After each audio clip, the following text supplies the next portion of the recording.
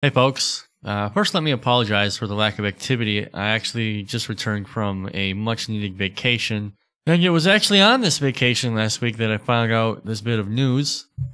Because I worked so closely with Cakewalk, excuse me, still a little sick.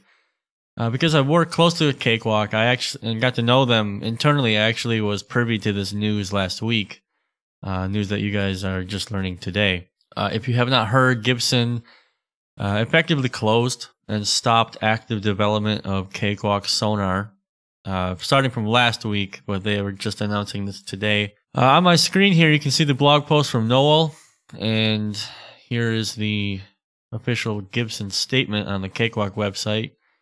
That is a bit of a joke, if you ask me. You know, when I started this channel, I wanted to bring my passion for the software to you guys. You know, I really liked Cakewalk. And Cakewalk has been a huge part of my musical life because it was the first software I ever tried. And for the last 17 years, I have written nearly every single song ever with a Cakewalk product. So when I got the news last week that Gibson was shutting everything down, honestly was quite upset. You know, 17 years of dedication and support. And because a company going bankrupt decided to shut it down, I don't know. So you might be wondering about my title. You know, in all the years of making videos, you guys know pretty well that I don't do the clickbait stuff. However, the title here really suggests what I believe is what happened, that the Cakewalk guys were completely blindsided by Gibson's decision and were probably working hard and dutifully for the next update to the end, to the moment where they got the meeting that they realized they'd all been canned. So I personally have nothing against Cakewalk employees. I mean, why should I? I knew them. I worked with them. So I want to keep this video relatively short, but I did want to say a few things specifically to all the Cakewalk users, and especially ones who may have just bought Cakewalk to find out now that their product is no longer in active development. First and foremost, I want to make it especially clear that it's Gibson that made this decision, not the people at Cakewalk.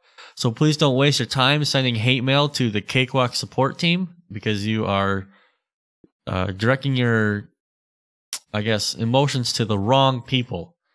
Think about it. Why would a team decide to put themselves out of work? Okay, Cakewalk themselves did not make this decision. It's a decision from Gibson. If you want to complain, send your complaints directly to Gibson. Do not send your hate to the Cakewalk team. It would be misguided and not going to the correct people. The Cakewalk guys that I met and worked with were amazing. So I feel really bad for them personally, as now they're looking for new jobs. And some of these guys, I mean, some of these guys were with Cakewalk for over 20 years. So think about that. Second, I cannot, in good conscience, recommend or suggest that anyone continues to buy or use Cakewalk. I have a huge problem with how Gibson handled this situation, and myself personally, I have already uninstalled Sonar, and I will not be using it again unless Gibson rectifies the situation or another company were to acquire Cakewalk and continue active development on it again. So I guess you could consider this a small little protest on my part, even though I am nobody and nothing.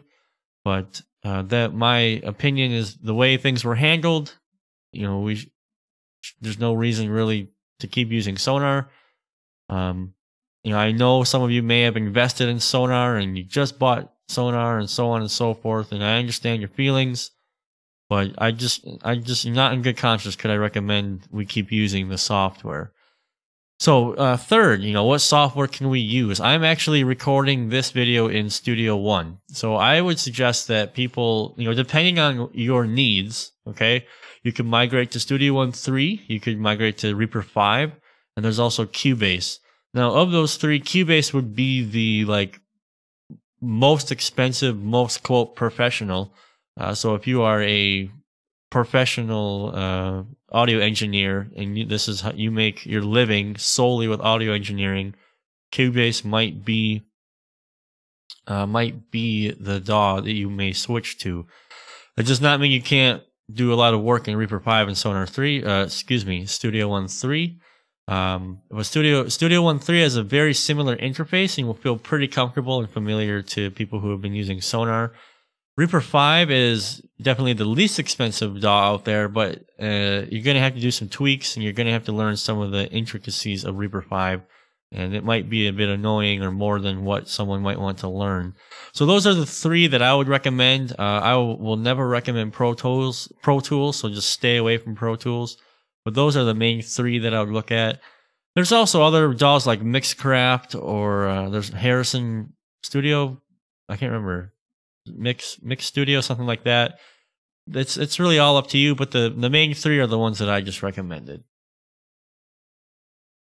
So I'm going to wrap this up and just say that I'm pretty sad about what happened. I wrote my first song in Cakewalk Pro Audio 9, almost 20 years ago. And I want to say, thank you to Seth, Lance, and Noel at Cakewalk. You guys put everything you had into Sonar to make it amazing. And the worst part, really, by far, about all of this is that Cakewalk Sonar was really making great strides in improving their product and becoming better, and they had fixed so many problems in the past 2 years that Cakewalk suffered, and they were really making things better. And that's why it feels like such a waste right now.